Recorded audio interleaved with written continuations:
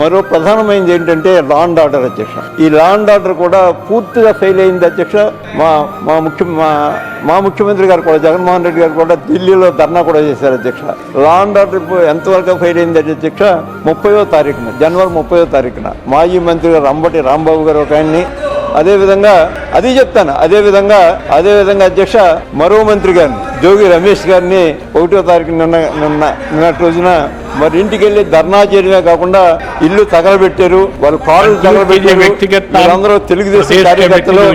అంటే ఆంధ్రప్రదేశ్ రాష్ట్రం ఒక నిమిషం వినండి, చెప్తాను మీకు అందరే చెప్తాను. ఆంధ్రప్రదేశ్ రాష్ట్రం పూర్తిగా లా అండ్ ఆర్డర్ విషయంలో పూర్తిగా ఫెయిల్ అయింది అధ్యక్ష. గవర్నర్ పరిపాలన పెట్టడానికి గ్రౌండ్ అంతా ప్రిపేర్ చేసి ఉంచారు అధ్యక్ష. గవర్నర్ పాలన పెట్టడానికి పూర్తిగా ప్రిపేర్ చేసి ఉంచారు అధ్యక్ష.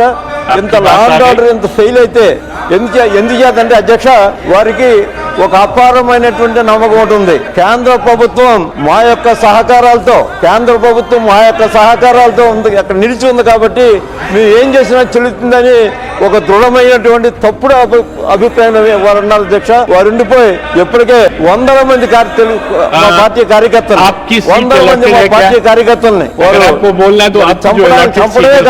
చంపడమే కాకుండా వారి ఇల్లు తగలబెట్టడం ఇవన్నీ చేస్తూ ఉన్నారు. కాబట్టి దాన్ని అంటే ఇవాళ ఆంధ్రప్రదేశ్ రాష్ట్రం గవర్నర్ పరిపాలన పెట్టడానికి అనువుగా తయారు చేసి ఉంచారు అధ్యక్ష.